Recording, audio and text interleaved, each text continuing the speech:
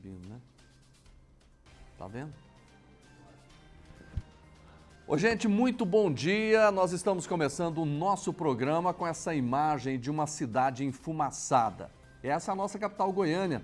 Você percebe aí que nessa manhã de segunda-feira, muita fumaça toma conta da cidade e a gente percebe a fumaça subindo ali, provavelmente pontos, focos de incêndio, porque nesse final de semana a cidade foi atingida por muitos incêndios. E aí nós temos também a nossa Avenida Jamel Cecílio, aqui no alto do Jardim Goiás. O trânsito está mais tranquilo nesse momento agora, mas normalmente aí é um trânsito bem complicado, a saída ali da GO 020, com muitos condomínios fechados. E a gente começa o nosso programa agora, nessa segunda-feira, pelo canal 3.2 da TV Assembleia Legislativa, com muitas informações para você. Sejam todos muito bem-vindos.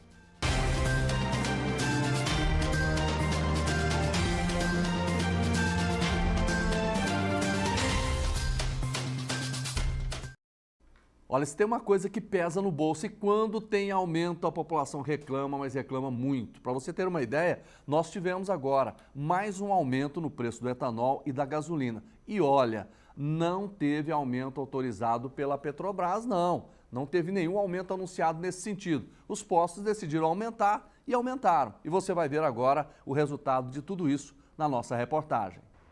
Os motoristas de Goiânia já perceberam o aumento do valor do combustível. E claro, esse reajuste nunca é bem-vindo, pois impacta financeiramente na vida dos condutores de veículos. A gente tem uma projeção financeira diante dos gastos da família e tudo, e com esse aumento a gente acaba desembolsando um pouco mais do nosso salário para o labore para poder estar custeando com as despesas de transporte e deslocamento. Não tem nada fácil. Tem que guardar um pouquinho do almoço para jantar. Praticamente todos os postos de combustíveis de Goiânia estão com a média de preço de R$ 6,47 para a gasolina e R$ 4,47 para o etanol. De acordo com o presidente do Sindiposto, no mês passado estava mais barato porque os postos realizaram promoções. E agora os postos estão voltando a praticar os preços sem os descontos, voltando a praticar os mesmos preços que eram praticados no final de julho. Que são preços que, segundo a pesquisa da Agência Nacional de Petróleo. O Euler teme que os outros produtos aumentem de preço por conta do combustível. O trabalho, alimento, tudo depende do transporte, né?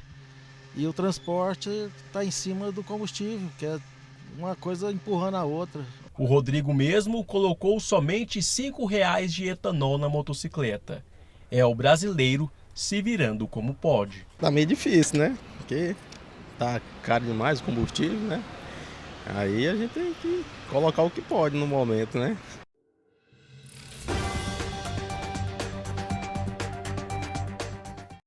Olha, antes da gente falar de esporte, a gente tem que falar desse preço aí do etanol e da gasolina, coisa que não teve aumento anunciado pela Petrobras. Estou repetindo para você. Agora, quando a gente faz as contas aqui, no preço do litro do etanol, nós tivemos um aumento aí em torno de 24% a 25%. Quer dizer, qual é o preço que reajustado nessa ordem, nesse percentual? Nós temos uma inflação muito baixa. Salário mínimo aumento também muito pequeno. De repente você tem um aumento aí do etanol de mais de 20%. Realmente tem alguma coisa muito errada nisso, não é? Mas vamos seguindo agora, vamos falar de coisa boa, vamos falar de futebol. A semana já começa com um jogo importante para o Goiás e a gente quer falar disso, né, com quem entende do assunto. Hugo Duarte está aqui, meu amigo. Bom dia para você, boa semana. Bom dia, Jorge Levar, um prazer sempre estar com você. E o Goiás hoje, né? É hoje? Joga hoje com o Botafogo de Ribeirão Preto, precisa vencer porque os adversários todos venceram, né? O Ceará venceu, o Sport venceu. E se o Goiás pensa em Série A, tem que vencer o Botafogo hoje. Já estou olhando aqui, porque você me chamou a atenção o seguinte, né? Os outros times venceram, nós temos aí, por exemplo, os times com 25 rodadas, não é isso? O Goiás está com 23, está com 2 jogos a menos, mas está na 11ª posição. Perdeu a posição, né? Perdeu porque deixou de ganhar seus jogos, né? Empatou com o Paysandu, enfim. Tem 2 jogos que não vencem, né? Tem 2 jogos que não vencem e os adversários resolveram, e agora vão resolver. Quem quer mesmo chegar à Série A, resolver e vão resolver a vencer seus jogos, porque senão não chega também. Então o Goiás, se não vencer, não vai para a Série A. Olha, o Goiás está na 11ª posição e o adversário dele que joga em casa é o Botafogo de São Paulo. O Botafogo está na 14ª posição. Ô Hugo, o que você acha desse jogo hoje? Olha, o Goiás está melhor colocado do que o Botafogo, mas para mim o favorito é o Botafogo. Se o Botafogo vencer o Goiás hoje não é novidade. Agora, eu acredito, o Goiás tem um bom time, precisa dentro do campo jogar futebol. Eu estou acreditando na vitória do Goiás, mas... não, tem que jogar. Não, às vezes não precisa jogar nada, jogar mal e vencer. O Goiás, não sei como, tem que vencer o Botafogo. Agora, que vai ser um jogo complicado para o Goiás, vai. Mas eu estou acreditando, nem que seja de 6-0, o Goiás vence hoje. 6-0. É interessante. Olha, para você ver a situação do Goiás, ele tem 2 jogos a menos. Se ele vencesse esses 2, eu estou falando uma questão hipotética. O jogo 2 a menos do que o de hoje, né? Vai jogar hoje, vai ficar só um contra o Amazonas. Depois fica mais um. Se ele ganhasse esses 2, mesmo assim, ele chegaria a 39 pontos, que é o número do Ceará, nem entraria no G4. Sim, o Ceará ainda joga sábado que vem também. Né? Então a situação não é simples, para o Goiás é meio complicado, não é isso? Sim. Não é fácil a situação do time goiano. Mas então se acredita que pode... Vamos ver então o Goiás aqui, ele joga contra o Botafogo hoje e depois na sexta-feira ele enfrenta o Avaí em casa. Isso. O Avaí começou bem, teve uma recuperação e agora só está tomando pancada. Na verdade, o Avaí vem, se quiser também pensar em Série A, tem que bater o Goiás. Então a situação de todos os clubes da Série A não é só o do Goiás. Todos os clubes estão complicados. Essa coisa aí vai ser resolvida só no final. Pois é, e você está falando aqui, eu estou olhando a sequência de jogos aqui, o Goiás vai pegar uma sequência pauleira. Sim. Botafogo fora de casa, o Avaí joga em casa, depois ele enfrenta o Sport Recife lá em Recife e depois ele enfrenta o Mirassol aqui em casa. Ou seja, sim. Só te lembrando que ele vai enfrentar, você disse, o Avaí aqui, né?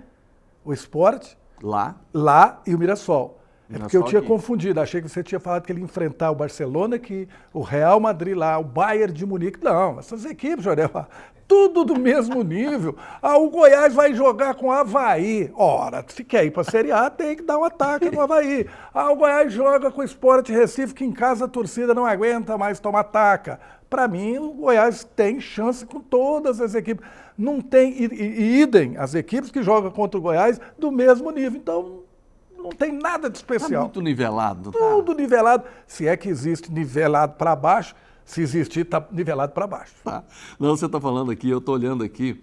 Olha, os 4 primeiros é impressionante. Novo Horizontino é o primeiro, 44. Santos é o segundo, 43. Mirassol é o terceiro, 42. Vila Nova é o quarto, 42. O Novo Horizontino empatou ontem com o Curitiba.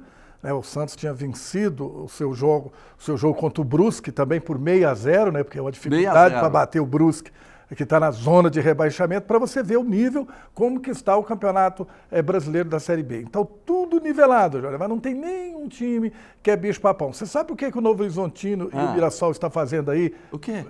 Porque ninguém quis ficar no G4. Eles falaram, não, ninguém quer, eu vou para lá. Porque se jogasse bola, não tinha Mirassol, não tinha essas equipes todas aí que estão no lugar errado. O Sport era para estar lá, o Ceará era para estar, o próprio Curitiba, o Goiás era para estar, o América era para estar. As equipes que estão aí todas, tirando o Santos, nenhuma era para estar aí. Vila, Novo Horizontino e Bragantino. Ninguém imaginava. Então, se você tivesse que... Eu quero a sua opinião.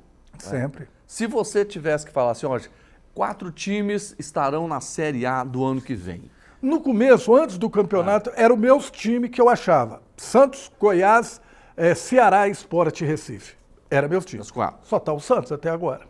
Para você ver que a coisa é difícil. Se você me perguntar hoje, eu não consigo te dizer, Jorge. Você vai, deixa eu passar mais um período aí, porque está difícil.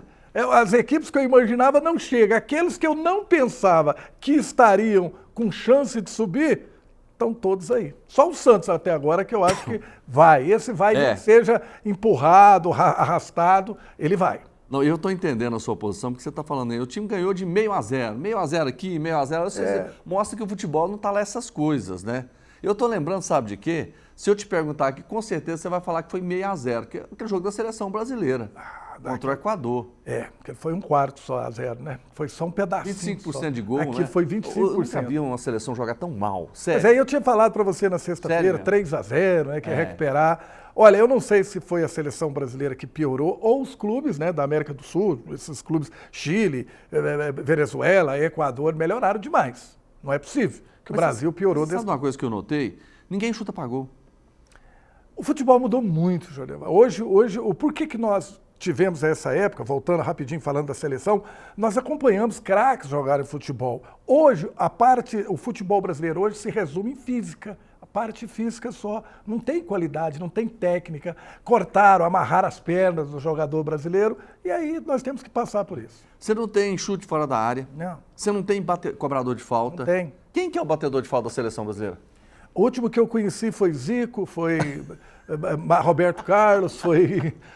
Eu não sei, do Brasil, sinceramente, eu não sei. Hoje não tem, né? Não tem batedor de falta. Tinha alguém que batia, que está machucado, que não volta mais para a seleção, que era o Neymar, mas não era um batedor de falta. Ele fazia alguns golzinhos de falta, mas não era batedor de falta, convenhamos. O Neymar era treinador, batedor de falta, meia-direita, ele era tudo na seleção, né? Só que não ganhou nada também, né? 2 Copas do Mundo e nada também. Nada, né? Nada. Brasil tá difícil. E a próxima Copa, não sei se leva. Pois é, não, e assim, melhorou na tabela, né, tá aquele negócio todo. É o que você falou, né, o Brasil não vai ficar fora da Copa, não tem 6 vagas. Não, nem que seja convidado, ele não fica fora. Se ele não classificar, eles dão um jeito de convidar. Dá um jeito de convidar. Dá, Brasil, né? Isso aí é o fim. Aí pode fechar as portas do futebol se o Brasil não classificar, porque classifica o sétimo. O sétimo vai para repescagem ainda, né? Ainda vai. No meio de 10. Né? Pelo amor de Deus. Aí se não classificar entre os 7, pode encerrar a carreira. Fala, não, nós não vamos jogar mais Copa do Mundo. Você sabe que o duro não é a classificação, né? O duro é a Copa. O problema do Brasil é a Copa do Mundo, chama-se Copa do Mundo. É porque, Joreva, eu vou rapidinho aqui te dizer o que aconteceu com o futebol brasileiro. O futebol brasileiro, eles começaram, em 1994, o seu Parreira e o seu Zagallo mudaram o estilo do futebol brasileiro, quiseram copiar a Europa. Trouxeram para cá o estilo europeu. Qual que era o estilo europeu? Parte física e marcação.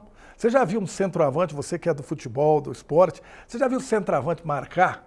Não, nem Eles pode. fizeram isso, acabaram com o fazer centroavante, aí colocaram jogadores no ataque rápido para voltar para trás, para marcar, enfim, deram um jeito de acabar com o futebol e hoje o Brasil está aí à mercê. A parte física só, não tem técnica, não pode jogar, quando vão para a Europa não pode driblar, não pode mostrar o futebol, porque tem que ser igual ao europeu, e isso o brasileiro, meu querido, não é desse estilo. Por isso que você quer ver um negócio? Tá Quais foram os grandes centroavantes que você viu jogar?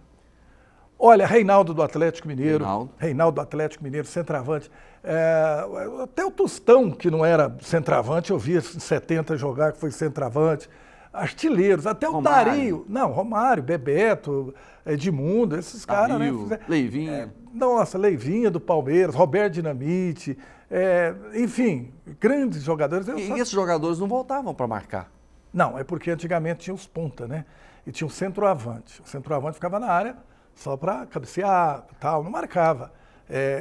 E hoje não tem mais esse atacante, né? Hoje todo mundo marca, todo mundo corre e não desenvolve nada. Esqueceram, eles ficam preocupados em marcar e não joga futebol. Esse é o problema. Tá certo. Ô, Hugo, amanhã você vai vir aqui, nós vamos mostrar 3 gols do Goiás, tá bom?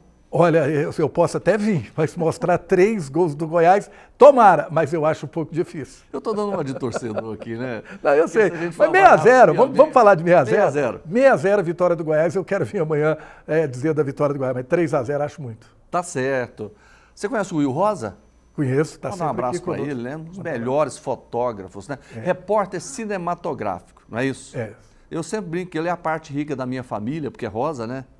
Ele confirma, né? É verdade. É verdade.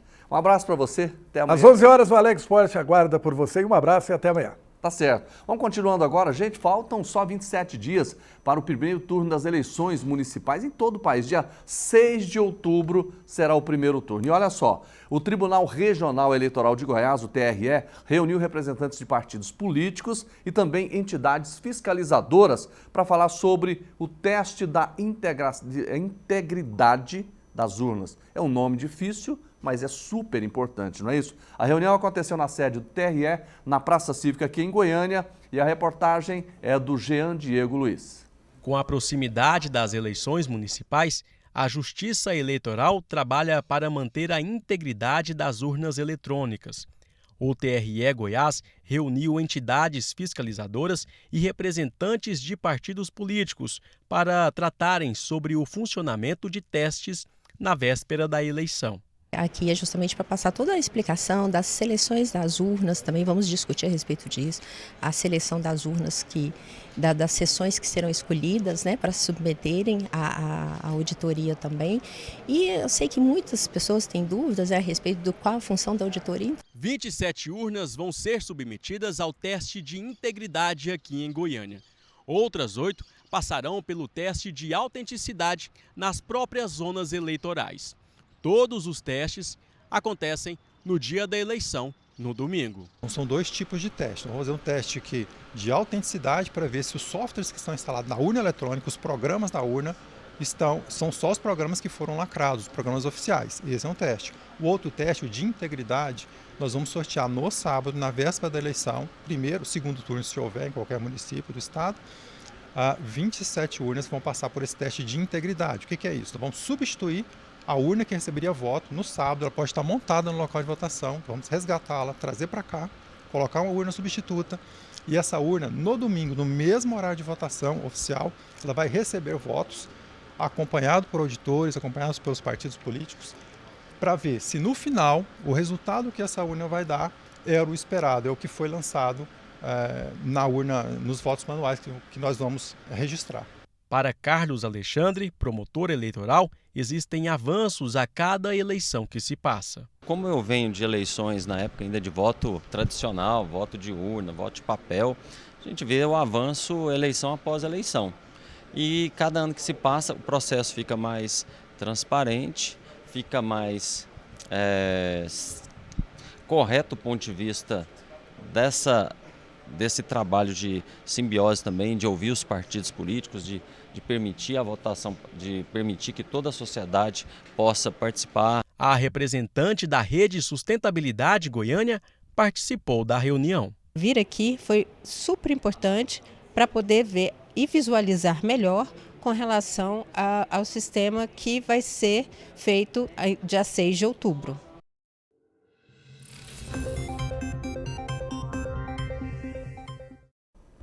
Bom, esse é o nosso programa Agora Goiás, ao vivo para você aqui no canal 3.2 da TV Assembleia Legislativa. E a gente sempre recebe aqui um especialista em finanças públicas, que é o Fred Bechara. Tudo bem, Fred? Tudo bem, bom dia, obrigado. Tá certo. E hoje nós vamos conhecer Goiás através de dados, é isso? Isso, através de números. Através de números, tá certo. Vamos falar então, você inclusive preparou algum material para a gente mostrar. Eu vou pedir para o Kennedy já colocar lá o slide número 1, posição geral de Goiás no ranking nacional. Sim, essa semana saiu o ranking de competitividade entre os estados. Certo. É uma classificação do Sebrae, de uma agência de consultoria, também junto com o CPL, que é a Comissão de Lideranças do Sebrae, tá?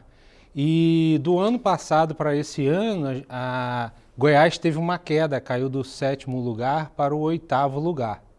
O que eles olham principalmente para definir essa posição? Olha, são vários critérios entre saúde, educação, segurança, mobilidade, né?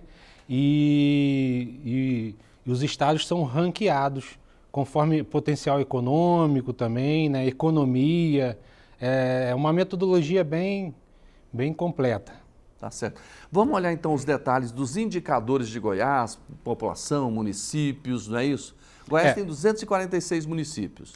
Esse quadro, ele compara Goiás com o resto do Brasil, né? O Brasil hoje tem cerca de mais de 5.500 municípios. Goiás com 246 municípios, que corresponde a 4,4%, né?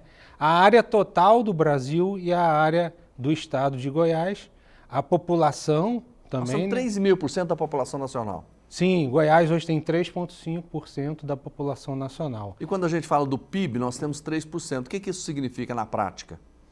É a soma, né, de todas as riquezas, comparando ali a agropecuária, indústria e serviços. O PIB é composto por esses três índices, né? E indústria, o que me chamou muita atenção, que Goiás hoje tem praticamente 1/4 da indústria brasileira é aqui em Goiás. 25,8% das indústrias brasileiras, né, estão localizadas no estado de Goiás. Isso é bom, né? Muito bom. Muito bom. Pelo tamanho de Goiás, pela população, a gente tem 1/4 da indústria. Sim, eu brinco com meus alunos que essa aula é o capítulo Os Números Não Mentem. E eu não consigo enxergar Goiás na atividade agropecuária lá, através dos números. Quando você tem 7,7%, Goiás para mim é indústria, né? Lá, indústria, serviços, com 66,5% de serviços. É um número muito importante, muito alto, importante, né? Porque a gente tem Anápolis, né? A gente tem Senador Canedo, Trindade, né? Todas as indústrias ao entorno de Goiânia. E quais são os pilares que a gente conta? Aí, ó, a formação do ranking de competitividade, os estados ganham nota pela sua infraestrutura, pelos seus projetos sociais, segurança pública, educação, a solidez fiscal, que é muito importante, né? A sustentabilidade ambiental, potencial de mercado e inovação. Vamos falar da segurança pública, o que significa esse 17º aí?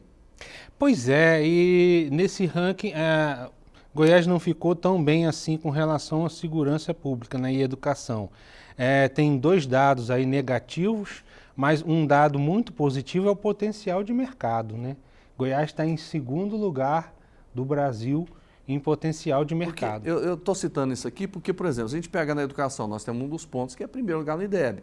Quando a gente fala de segurança pública, nós tivemos uma redução drástica, realmente, uma redução muito importante na criminalidade, né? Sim, às vezes os dados não refletem na realidade do dia a dia, né? Mas eu queria mostrar o próximo slide. Sim, o próximo. Que o próximo slide é a composição, para a gente poder entender como foi avaliada essa segurança pública. Por exemplo, o número de presos, né, sem condenação, déficit carcerário é muito alto aqui no estado de Goiás, né? Mortes a esclarecer, mortalidade no trânsito, né? Então, o conjunto de todas essas ações é que fizeram a composição da nota. Olha, segurança patrimonial, pessoal, violência sexual, né? A atuação do sistema de justiça criminal, todos esses fatores fizeram a composição da nota com relação à segurança pública. E como você comentou, Goiás é o número 1 no IDEB, né, na educação, mas, por exemplo, no caso da educação, foi levado em consideração a taxa de frequência do ensino médio, taxa de frequência, né, do ensino fundamental, Enem, IDEB, avaliação. Então, são vários outros fatores, né, que fizeram a composição dessa nota, né? E potencial de mercado também. O potencial de mercado, fala para a gente sobre isso. Olha, o Goiás vem se destacando, né? Ele vem, no cenário nacional, ele tem um crescimento acima da média nacional com relação ao PIB, né? O crescimento de Goiás chega a 5,5 a níveis de China, né? E aí o que a gente vê? A maioria bem acima do crescimento do país. Do país, o país vem crescendo a 3% e o estado de Goiás vem crescendo a 5,5%. Hoje a China está com quanto? 7% mais ou menos? Por aí. Por aí, né? Então nós estamos bem próximos, né? Isso, e Goiás é muito atrativo para as indústrias, né? Com relação ao potencial de força de trabalho, é muito importante, né? A qualidade do crédito, volume de incentivos fiscais. A gente tem hoje no estado de Goiás o Pró-Goiás, Programa Produzir, Programa Fomentar, que são programas de incentivos fiscais de CMS, né? Então, naquela guerra fiscal entre os estados, para onde eu vou? Para onde eu devo ir? O estado de Goiás apresenta as melhores vantagens para o mercado econômico. E quando a gente fala em volume de crédito e inadimplência? A gente tem, por exemplo, hoje a Goiás Fomento. A Goiás Fomento tem diversas linhas de crédito, de microcrédito, tem um FCO, tem investimento para todos os lados, capital de giros, investimentos, a juros de pai para filho, né? Aqueles juros de pai para filho, como eu comentei. Então, a atração é muito grande para vir para cá, né? Sem falar dos distritos industriais, né? O DAIA, que a gente tem em Anápolis, a gente tem as redes de energia, as rodovias, escoamento de produção, logística, isso tudo contribui para que as empresas venham para cá. E a inadimplência? Isso, a inadimplência é muito baixa. Aí tem a inadimplência com relação a pessoas físicas e as jurídicas, né? E o pessoal aqui é bom pagador. É? É. Porque quando a gente fala no Brasil, o Brasil tem um índice de inadimplência muito alto, né? Tem sim. Tanto é que o governo federal criou um programa, né? Sim, o Desenrola Brasil, né? Pois é. As pessoas limpar o nome, começar a ter crédito de novo, né? É, porque a economia nacional, ela gira toda em torno do crédito, né? É até a teoria de Keynes. Mas todas as vezes que você investe, né, na economia e no consumo, faz girar o mercado financeiro. E quando a gente fala de futuro nessas áreas todas, qual que é a avaliação que o senhor tem? Olha, Goiás vai muito bem, né? Como eu falei, o crescimento acima da média nacional e a projeção é que chegue em primeiro, né? Desse ranking aí, quem sabe no ano que vem, né? De segundo lugar, de potencial econômico, Goiás possa chegar em primeiro lugar. O senhor falou que Goiás está crescendo hoje na ordem de 5,5%, é isso, né? Isso. Tem estado que cresce mais? Não, comparado com São Paulo, né? São Paulo é uma potência que a gente consegue... a gente até brinca que São Paulo é diferente de todos os estados brasileiros, né? Mas o Goiás está na média. Tá certo. Fred, obrigado pela sua participação. Foi muito bom a gente olhar esses números, porque você transforma essa linguagem muito técnica numa linguagem que a gente pode entender. Isso é muito legal, muito importante. Obrigado mais uma vez. De nada. É que eu brinco com meus alunos, o capítulo dessa aula, os números não mentem. Os números não mentem. Tá certo. Um abraço para você. Esperamos você na segunda-feira. Obrigado, com Deus. Sempre nós temos essas explicações aqui no nosso programa, segunda-feira, com Fred Bechara. Gente, olha, vamos falar de golpe. Aliás, o que tem de golpe por aí não é brincadeira, não é isso? Tá, vamos falar então sobre esse assunto. É o seguinte, a Polícia Civil lançou hoje, lançou uma cartilha com orientações para evitar fraudes digitais, com o golpe do novo número, por exemplo, que é aquele golpe muito comum. O repórter Túlio Isaac Filho tem os detalhes para a gente. Várias vezes a gente vai até cibernéticos para falar de golpe do novo número, o cuidado com o WhatsApp. E hoje temos uma cartilha nova da Polícia Civil, principalmente para o goiano. Toma mais cuidado. Então, o que eu achei interessante é que ele entrou, você viu o cafezinho, não entrou na imagem. Também tem a necessidade e o dever de realizar ações preventivas. Então, essa é uma das cartilhas que a Polícia Civil já realizou, outras virão. A previsão é de que a gente sempre esteja aí passando dicas para a população, dicas simples que, se somadas e se observadas, vão evitar muito que o goiano tenha prejuízo financeiro em golpe. Doutora, o pessoal já está vendo ali na tela, golpe do novo número. Qual que é a dica? A orientação é simples. Não transfira dinheiro para a pessoa familiar antes de conversar com ela, antes de falar, de ouvir a voz. Porque quando você tenta conversar, o que os bandidos falam? Gente, não posso falar agora. Estou no trânsito, estou sem sinal, não consigo falar. Ligar de vídeo ajuda? Ajuda e muito. A ligação de vídeo ela é o ideal, porque a gente sabe que a voz ela também pode enganar. A voz, aqui a gente não está falando nem de montagem, a voz mesmo ela pode enganar, a pessoa pode não ser uma voz parecida. Então, o ideal é a ligação de vídeo. Não tem a disponibilidade, ligue no número verdadeiro.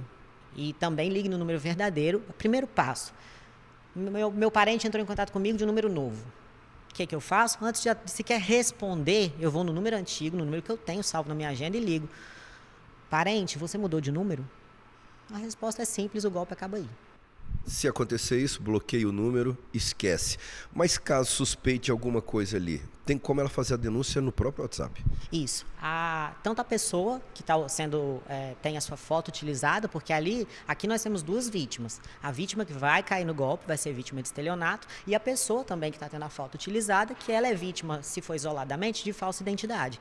Essa pessoa, a vítima, elas podem fazer a denúncia no WhatsApp e a pessoa que é a vítima real da fotografia, ela também está na cartilha, ela pode mandar um e-mail para o WhatsApp pedindo a desativação daquele número que está usando a foto dela por fraude. Então, a esses cuidados a gente também pede que a população tenha. Denuncie, não apenas bloqueie, denuncie também na plataforma. Doutora, caso dê algum problema, procurar cibernéticos. Sim, de qualquer maneira, caiu no golpe, recebeu esse tipo de mensagens, hoje a Delegacia Virtual da Polícia Civil, no próprio site da Polícia Civil, ela tem a possibilidade de você registrar de caso o boletim de ocorrência. Então, você registra o boletim de ocorrência, o crime é estelionato, registra e essa ocorrência ela será espalhada, seja o interior, ou para as delegacias da capital, ou para a própria Cibernéticos. É bom ficar muito atento, viu? O que tem de picareta aí querendo tomar o seu dinheiro. Então, é o seguinte, gente, tem coisas simples que você pode evitar de ser mais uma vítima. Se chegou alguém mandando uma mensagem para você, troquei de número, esse aqui é o meu número novo, registra aí, liga para a pessoa. Se possível, faça uma ligação de vídeo, não é isso? Obviamente, esse bandido, esse picareta, não vai te atender. Ou ligue no número antigo para você saber se você trocou de número mesmo. Não caia nessa conversa fiada, porque eles fazem tudo direitinho. Coloca até uma foto lá para você identificar como sendo a pessoa que está te ligando e, na verdade, nem sempre é assim, tá bom? Fique atento. Gente, olha, a gente está comemorando muito essa questão da educação, porque Goiás ficou no primeiro lugar no IDEB, né, que é o Índice de Desenvolvimento da Educação Básica. Mas agora a gente vai ver mais informações na reportagem do Rafael Mesquita. Investimento de mais de 7 bilhões de reais em infraestrutura, reforma de escolas, Chromebooks, acesso à internet de alta velocidade, material pedagógico e kits de uniforme. São ações que contribuíram para levar Goiás a ter a melhor nota do IDEB no ensino médio entre as escolas públicas do Brasil. Resultado que não aconteceria sem a valorização dos professores da rede, acredita o coordenador regional de educação de Goiânia, Luiz Carlos Cordeiro. A primeira coisa foi melhoria da estrutura escolar. Porque não adianta nada você trabalhar numa estrutura deficitária, né? Então, em primeiro lugar, melhoria da estrutura. Segundo lugar, valorização do professor no sentido de equipá-lo, né, com equipamentos modernos para que ele possa, então, desenvolver seu trabalho. O Centro de Ensino em Período Integral Pedro Gomes, em Campinas, é um dos colégios mais tradicionais de Goiânia. São 77 anos de história, o colégio tem cerca de 500 alunos e recebeu a melhor nota entre as escolas públicas em tempo integral de Goiânia no IDEB e a segunda melhor nota entre os colégios no ensino fundamental. Os alunos valorizam os professores e o comprometimento da escola como fundamentais para o sucesso nas notas do IDEB. Com o apoio dela, sempre ficou muito fácil para a gente aprender. Então, o empenho delas em ensinar a gente, estar com a gente nessa caminhada, ficou mais fácil para a gente. Eu acho que foi por conta da responsabilidade que a escola tem e do compromisso, porque eles quando tem algo para fazer, algo importante, como, por exemplo, o IDEB, eles seguem nisso até a gente conseguir. O Centro de Ensino Pedro Gomes tem 2 quadras poliesportivas, estúdio de rádio e podcast, além de 2 laboratórios para aulas de física, química, matemática, biologia e robótica, que estão entre os investimentos prioritários, afirma a gerente de Educação Integral do Estado, Bianca Pereira. O Estado de Goiás também tem promovido dentro das escolas esses espaços para ampliar cada vez mais a aprendizagem. E nós temos também a aquisição dos kits de robótica, que traz essa perspectiva para a escola, porque ela não está dentro de um único componente. Pode ser usado na aula de matemática, como ela pode ser usada. Os kits também podem ser usados nas eletivas, do pensamento computacional, a inovação. Que legal. Gente, vamos fazer uma viagem agora. Vamos começar a semana mostrando o que Goiás tem de melhor. Você sabe que nós temos o quadro aqui que é o Belezas de Goiás. E a gente sempre escolhe um município para mostrar tudo que tem de bom, a natureza, as belezas, o turismo, não é? E agora a gente vai fazer uma viagem para Doverlândia. Acompanhe com a gente.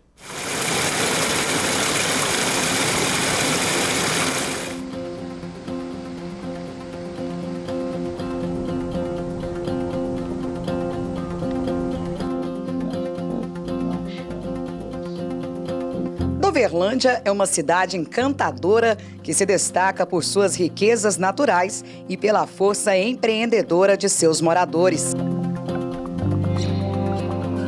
O município é banhado por grandes rios, incluindo o famoso Araguaia, e rodeado por uma paisagem diversificada.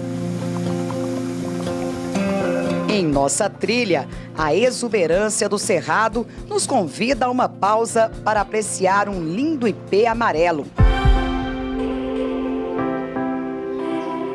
Avistamos também algumas emas, animais comuns por aqui e que dão nome ao lugar. Estamos aqui na região da Chapada das Emas, um ponto turístico bastante procurado pelos amantes da natureza. A exuberância da Cachoeira Paraíso atrai muita gente para ter aquele momento de paz e descontração em meio a um ponto de convergência perfeito, com suas esculturas de pedras e essas lindas quedas d'água.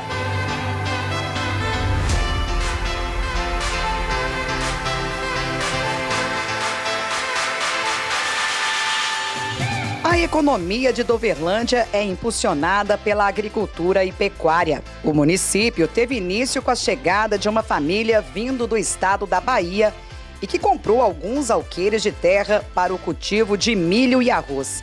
Esse solo fértil atraiu outros fazendeiros que se interessaram também em produzir na localidade. Com o passar dos anos, o lugar também virou ponto de repouso dos viajantes. Casas foram sendo construídas e automaticamente comércios foram instalados para suprir a necessidade dos primeiros habitantes. Esses elementos deram início ao povoado.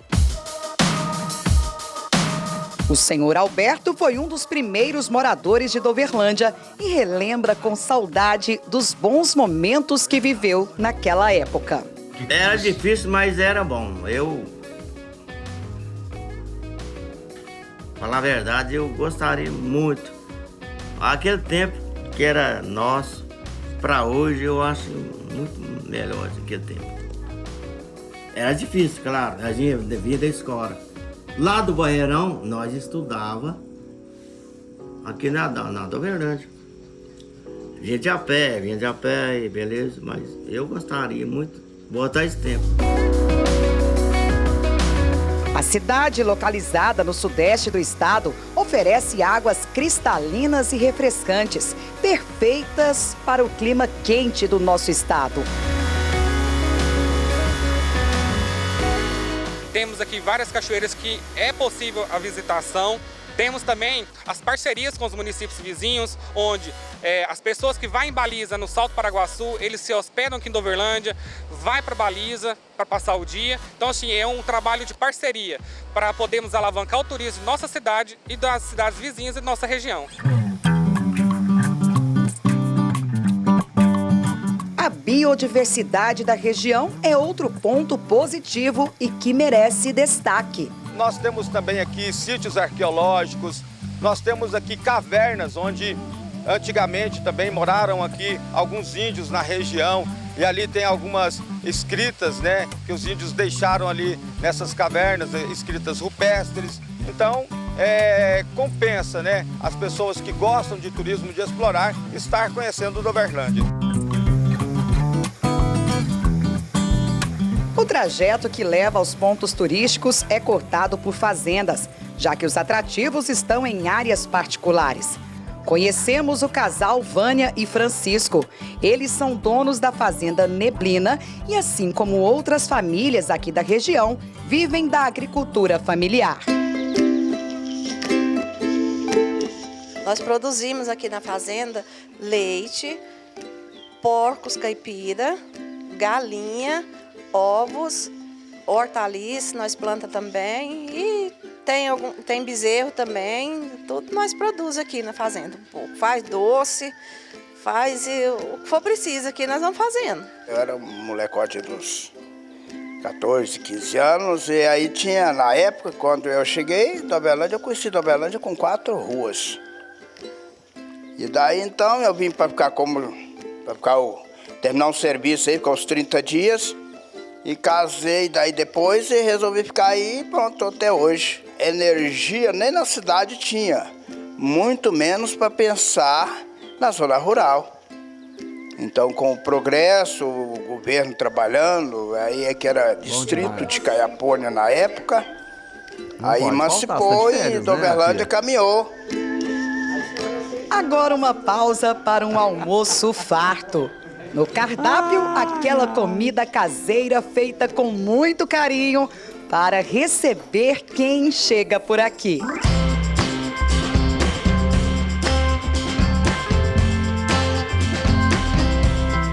Depois da deliciosa sobremesa, produzida aqui mesmo, no fogão a lenha, minutos de descontração e música, com este outro morador que é apaixonado por Doverlândia. Eu tenho paraíso pra te oferecer. Eu tenho vida nova pra você viver. A gente veio pra cá, né, com a oportunidade de crescimento na área de que a gente trabalha, né? Doverlândia é uma cidade que é muito acolhedora, uma cidade de gente simples, né? Pessoas humildes e pessoas que gostam de dar a mão para o próximo, né? Quem está chegando. E é muito bom, muito gostoso de viver aqui. É hora de pegarmos a estrada de volta. Mas antes de nos despedirmos, o senhor Francisco nos fez um convite. Foi um prazer estar com vocês, receber vocês na minha casa, receber vocês na minha cidade. Isso é uma recepção muito importante para nós, receber as pessoas, acolher as pessoas, tanto na nossa cidade como no nosso lar. E as portas estão abertas para todos vocês. Se quiserem uma hora, porventura, chegar aqui a Doverlândia, vir por aqui por perto, passar por aqui, lembra de nós. Se quiser vir posar aqui na minha casa, é um prazer receber vocês, de coração. Ah, senhor Francisco, com tanta simpatia assim e com essa natureza magnífica, não tenha dúvida de que voltaremos.